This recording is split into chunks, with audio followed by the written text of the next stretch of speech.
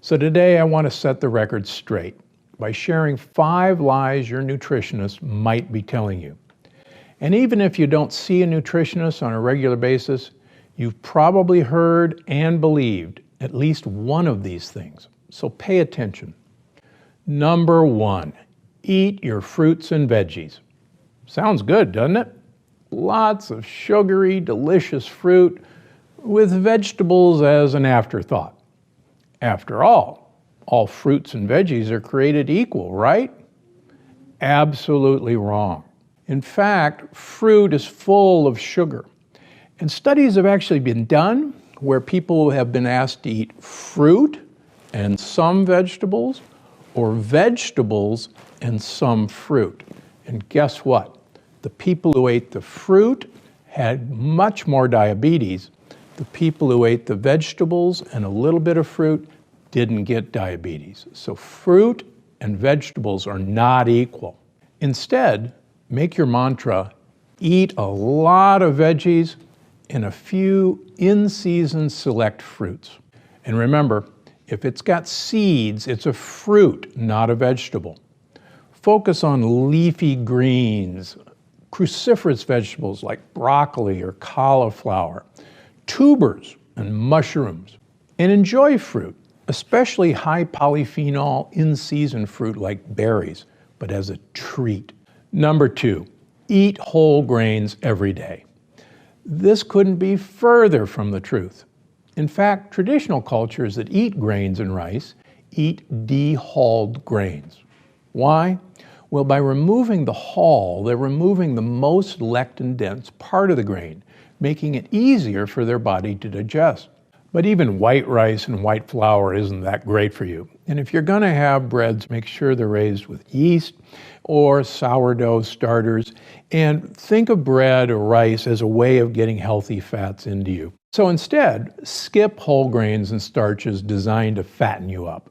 And if you're craving a carb, try sweet potatoes or lectin-free seeds like millet or sorghum. These have no hulls, and they're a great stand-in for traditional rice and whole grain dishes. You'll love them. Number 3, a low-fat diet is best. Eating low-fat doesn't actually mean you'll be less fat. In fact, in many cases, the opposite is true. Ever since the low-fat diet craze started about 40 years ago, we've been getting fatter and fatter. Now, the trick is eating the right fats, things like coconut oil, avocado oil, nuts, and most of all, extra virgin olive oil. In fact, I believe you should make it a goal to eat 12 tablespoons of olive oil a day for optimal health. Yes, that's around 1,400 calories per day of olive oil. But that's okay, because quite frankly, it's not the calories that count, it's the types of fat. In a huge European study following people for 5 years eating a liter of olive oil per week showed that they lost weight compared to a low-fat Mediterranean diet. Number 4, eat more protein. America has a protein problem, but it's not what you think. The truth is you're not eating too little protein. You're probably eating much too much. You don't really need animal protein, but if you must eat it, use only about 3 to 4 ounces of animal protein per day.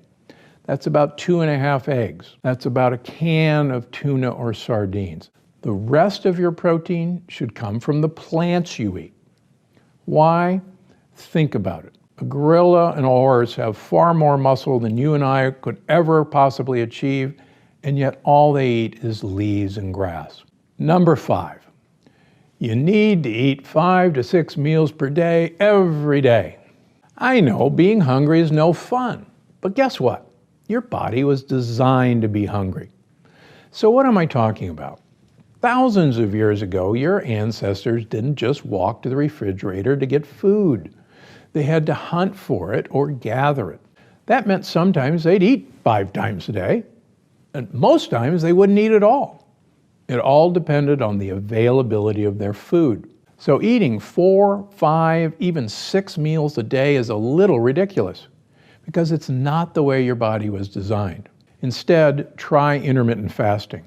In fact, try for a minimum of 12 hours and really push it on most occasions to about 16 hours a day of not eating. And I got news for you, your body will love it.